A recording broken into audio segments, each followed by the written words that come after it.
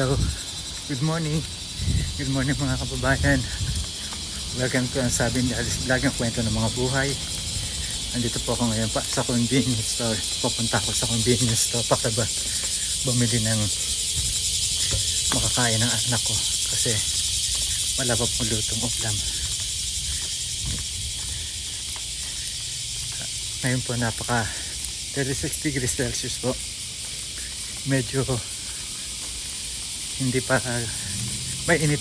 mainit na po yun, pero kumpara sa Pilipinas dito po masyado pong maalinsangan. Grabe po yung natawag nilang alinsangan na talagang nakakapanghina. Naglalakad ka palang pagod ka na. Pagkatapos po, pag matutulog ka, ang hirap po kasi hindi mo malaman kung gagamit ka ng aircon. Kasi pag gumamit ka ng aircon,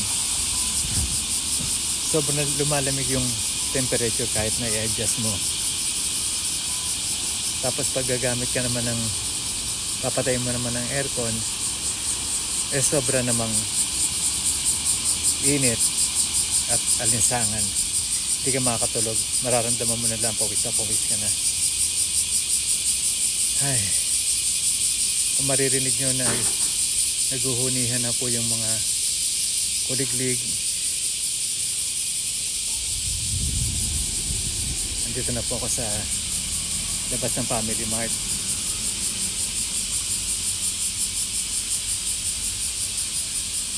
Malapit na po ang ubong. Malapit na po yung ubong, yung tinatawag nila na araw ng mga patay. At talagang pag ganyang araw ng mga patay o ubong naglalabasan ng mga kuliglig tsaka mga tutubi.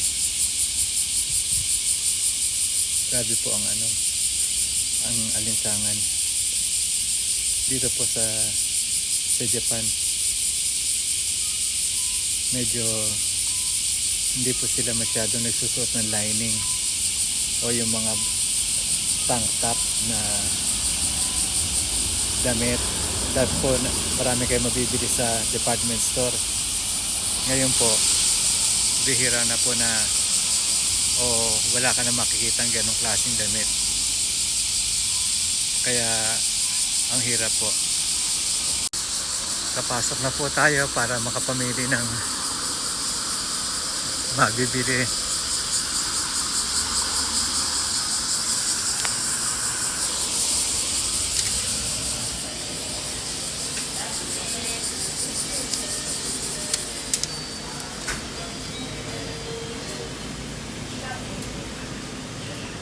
Dito na po ako sa loob.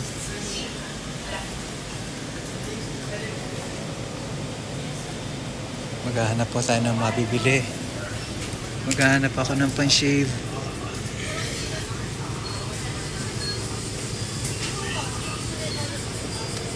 Spray net pala to. Dito po marami kang mabibili sa convenience store. Kaya lang maliliit na lang. Wala po yung malakihan. Tsaka mahal po. Wala po akong choice kundi dito bumili dahil kailangan ko rin po ng pan-shave.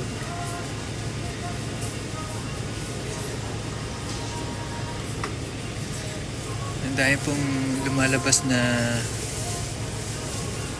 deodorant spray. Hindi po ako maano sa deodorant spray. Siguro ito na lang pong pan-shave.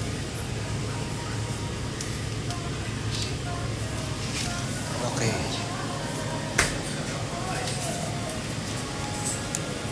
Kailangan ko rin po ng toothbrush. Dahil kailangan ko ng palitan yung toothbrush ko.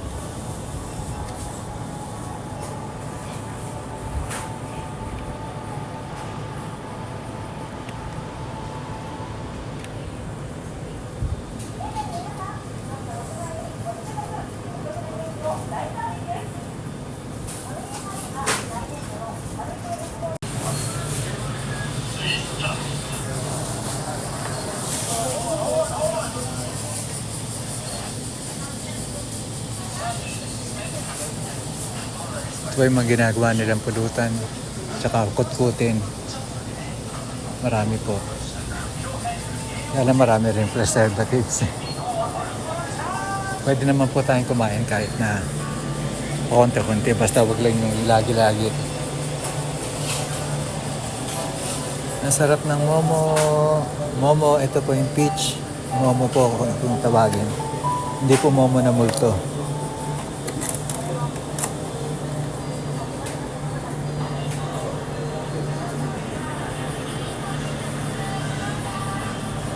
At ang mga ice cream,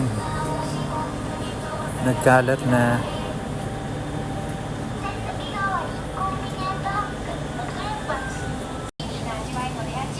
Ito po yung nakita ko na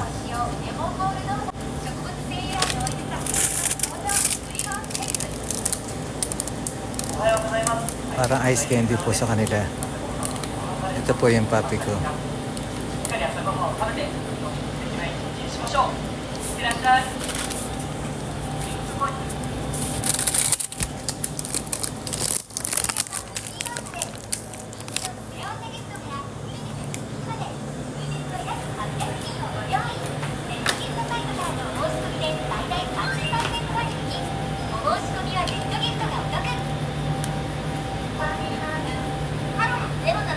Masarap po ito. Parang ice candy. Lasang-lasang chocolate.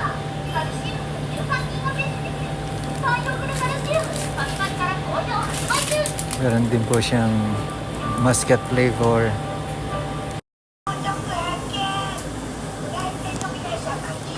At mamimili na po ako ng mga pwedeng ulamin ni Bunso.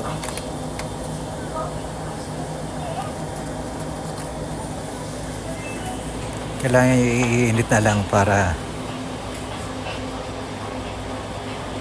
madali pong i-serve.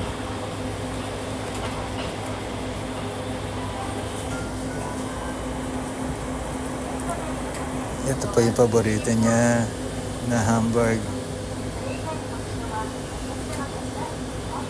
steak.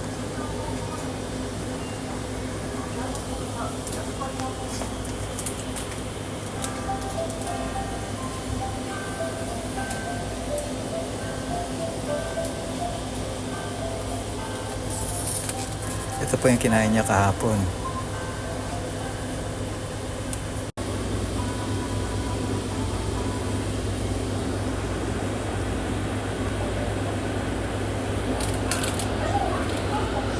Ito naman po yung kinain ko kahapon.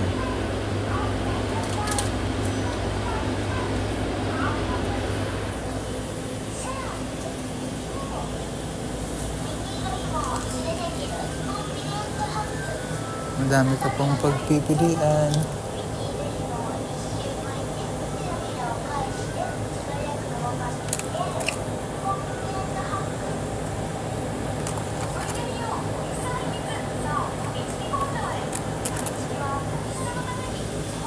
Pero kailangan ko na po magbayad at kailangan ko na po umuwi dahil napakainit na.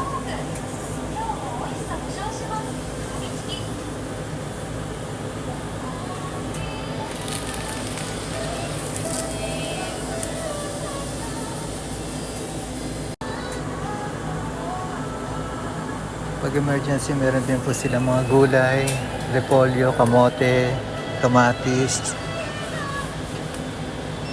carrots, lemon, at saging.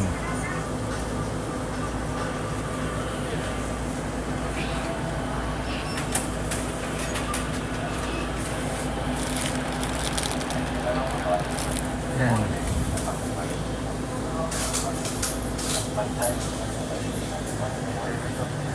At marami po silang variety ng tinapay. Ito po yung paborito ko, ham and cheese. Na croissant.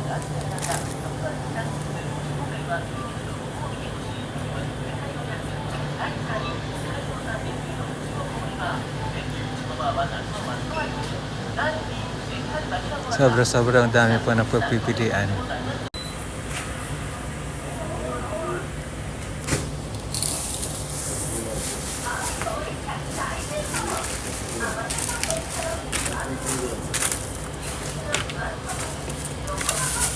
Arigato.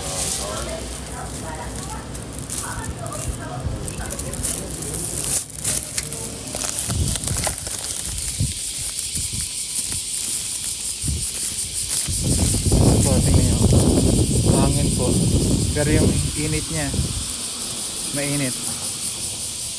Maalinsangan. At ito po yung nabili ko. Nasa 2,000 yen. Bahala na po kayo mag-convert sa pera sa Pinas. Ako po hindi ko na po kina-convert dahil alam ko mahal. Pero may nagsasabi sa akin na ang dahil nagsasabi sa akin na sa Pilipinas ay lahat ay mahal na rin. Lahat nagmamahalan na. Pati yung mahal ng iba, minamahal na rin. Ay nako, ang buhay na hindi po kamot nasa abroad masarap ang buhay.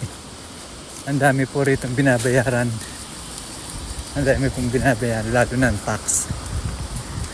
Ang hirap po ng buhay dito. Madali lang po yung pagpapa-hospital. Pero alam ko po mas mahirap ang buhay sa Pilipinas. Kaya andito po kasi ang pamilya ko, ang anak ko. Kaya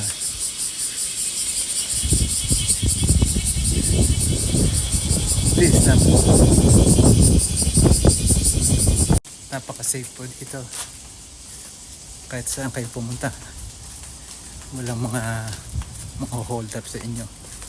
Dahil lahat may CCTV camera. CCTV camera everywhere. Hindi kagaya sa atin na puro marites na CCTV. Nandito na po ako, malapit na ako sa bahay. Sige po, hanggang sa muli natin pagkikita. At sana po don't forget to like, share, and subscribe. Para naman marami maging kaibigan si Daddy. At marami maging kakwentuhan. Paalam sa inyo. Mag-iingat po kayo lagi. At huwag kalimutan magdasal. At magpasalamat sa biyaya. Maliit man ito malaki. Maraming salamat. Bye bye!